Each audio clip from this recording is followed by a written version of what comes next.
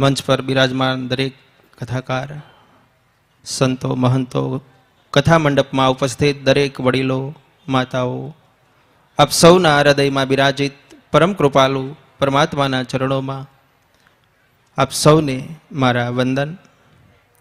આજે રાજકોટ શહેરને આંગણે ક્રાંતિ માનવ સેવા ટ્રસ્ટ આયોજિત શ્રીમદ ભાગવત કથાના ચોથા દિવસે એમાંય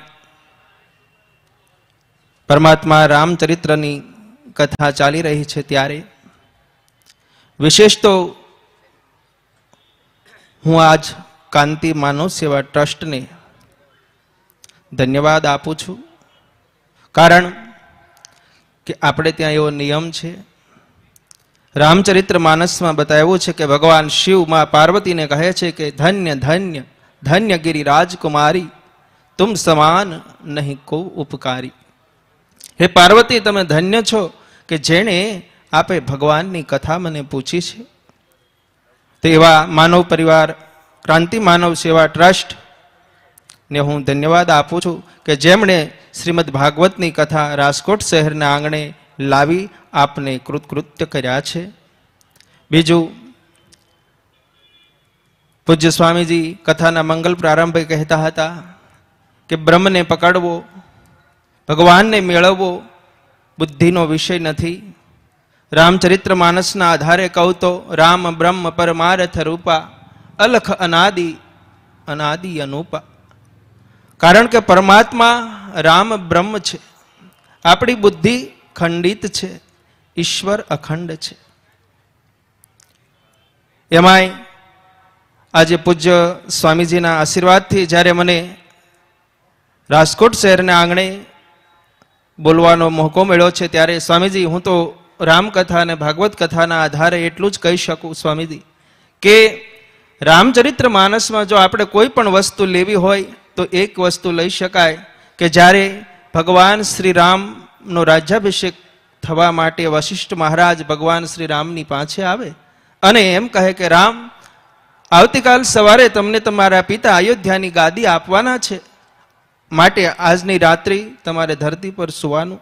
આપણા દેશમાં જે વ્યક્તિને સત્તા મળવાની હોય એ વ્યક્તિને આ દેશના ધર્મગુરુ પહેલા સત્ય શીખવે, નીતિ શીખવે અને પછી સત્તાનો સ્વીકાર કરાવે. આટલું કઈ વશિષ્ઠ બાપજી જ્યારે જાય છે ત્યારે ભગવાન શ્રી રામનો વિચાર તુલસીદાસજી મહારાજે રામચરિત્ર માનસમાં બતાવ્યો છે.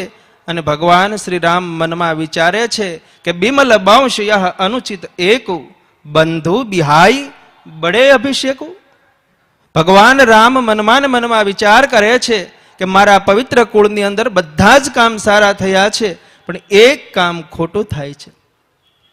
મારા ચારેય ભાઈઓના જન્મ સાથે, યજ્ઞપવિત સાથે, વિદ્યાભ્યાસ સાથે, ચારેય ભાઈઓના લગ્ન સાથે, પણ આજ બિમલ બાંશ અનુચિત એકુ, બંધુ બિહાઈ બડે અભિષેકુ.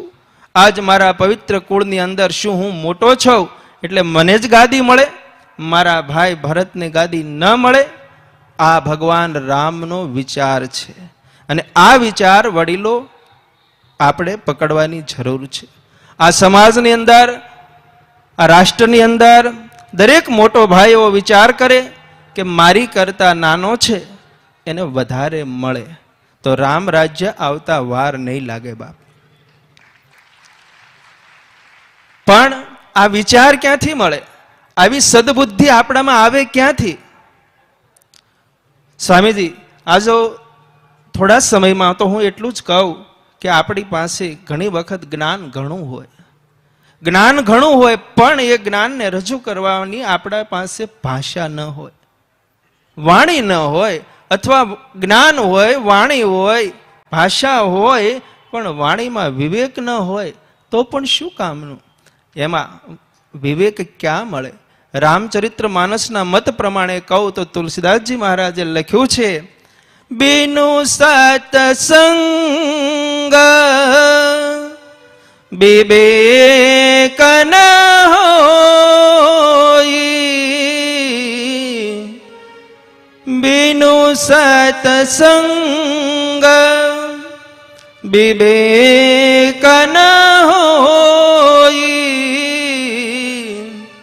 राम कृपा बिनु सुलभ न सोई, राम कृपा बिनु सुलभ न सोई।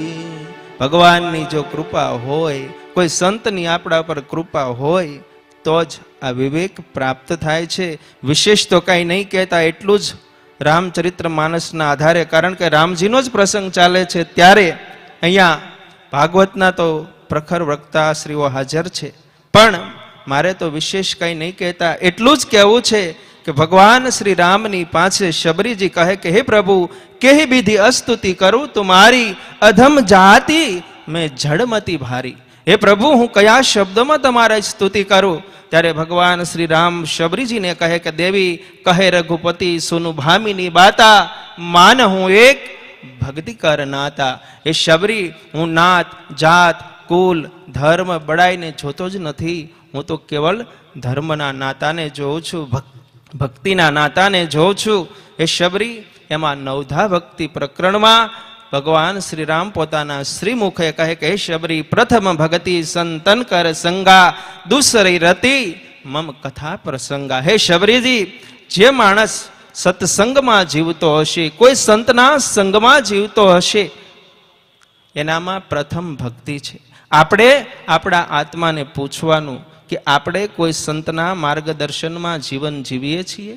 આપણે કોઈ સંતનું સામિત્ય મેળવું છે તો આપણામાં પહેલી ભક્તિ છે. ઘણા લોકો એમ કહે સ્વામીજી કે સંત કહેવો કોને?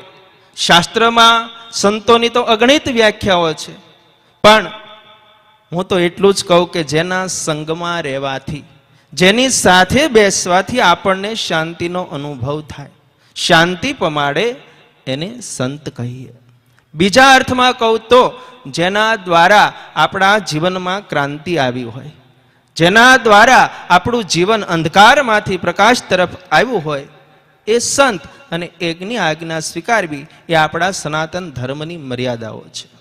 આપણે ઘણી વખત દ્રશ્ય જોયું હોય કે ગામડાઓમાં સાપ અને નોળિયો બંને લડે સ્વામીજી. તો સાપમાં તો વિષ ભર્યું છે, નોળિયામાં વિષ નથી. પણ નોળિયો એક એવી ઔષધિને જાણે છે કે જ્યારે સાપ ડંખ મારે ત્યારે નોળિયો દોડી અને પેલી એક નોળવેલ નામની ઔષધિ હોય એને સૂંઘી આવે. એના પરિણામે સાપની શક્તિ ઉત્તરોત્તર ઘટતી જાય, નોળિયાની શક્તિ ઉત્તરોત્તર વધતી જાય. એના પરિણામે સાપ મરે છે, નોળિયો જીતે છે. એમ આ સંસાર સર્પ છે, આ દેશના સાધુ સંતો નોળવેલ છે. જ્યારે જ્યારે આ સંસાર આપણને સર્પ બનીને દંશ મારવા માંડે ત્યારે કોઈ આવા સંત રૂપી સ્વામીના શરણે અડીલો બાપ, આપણામાં હતી એની શક્તિ પાછી આવી જાય છે. અને બીજી ભક્તિ, કથામાં પ્રેમ. કોઈ પણ વ્યક્તિ કથા કહેતો હોય, કોઈ પણ શાસ્ત્રની, કોઈ પણ ધર્મની, કોઈ પણ વેદની કથા ચાલતી હોય, ભગવાન સમય આપે તો કથામાં જાવું, આ બીજી ભક્તિ છે. આનાથી વિશેષ અત્યારે સમય નહીં લેતા મારી વાણીને વિરામ આપું છું. જય स्वामीनारायण, जय सियाराम, अस्तु। अगर ये वीडियो आपको पसंद आया हो तो लाइक करें और शेयर करना मत भूलिए। सब्सक्राइब करें सरदार कथा चैनल को और बेल आइकॉन पर क्लिक करना मत भूलिए लेटेस्ट वीडियो सबसे पहले पाने के लिए।